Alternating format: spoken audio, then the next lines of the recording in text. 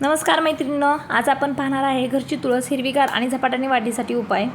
पहिलं तर त्याला सूर्यप्रकाश भेटला पाहिजे. तुळशीसाठी कमीत कमी 3 ते 4 तास सूर्यप्रकाश चांगला भेटलाच पाहिजे. त्यासाठी तुम्ही खिडकीजवळ किंवा तुळशी अंगणातही ठेवू शकता. ही बघा माझी तुळस आहे, ही खूप सुकून गेलेली आहे.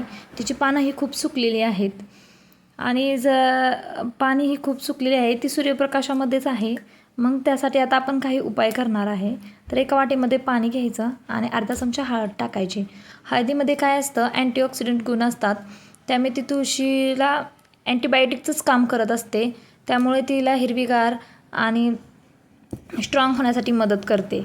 त्यासाठी ते हळदीचं मिश्रण घेऊन तुळशीच्या बुडात घालायचं आहे. हळूवारपणे ते बुडात घालून घ्यायचं आहे.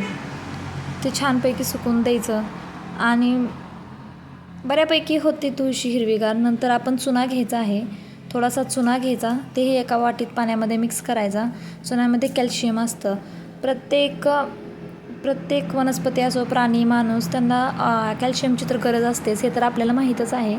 तर ते चुना मिक्स करून घ्यायचा पाण्यामध्ये.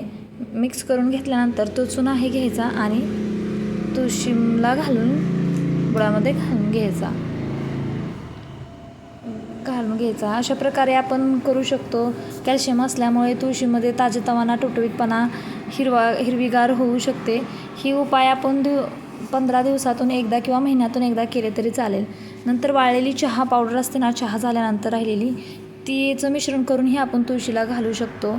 अशा प्रकारे तुळस हिरवीगार ठेवण्यासाठी 3 सोपे उपाय तुम्ही हे करून पहा. नमस्कार.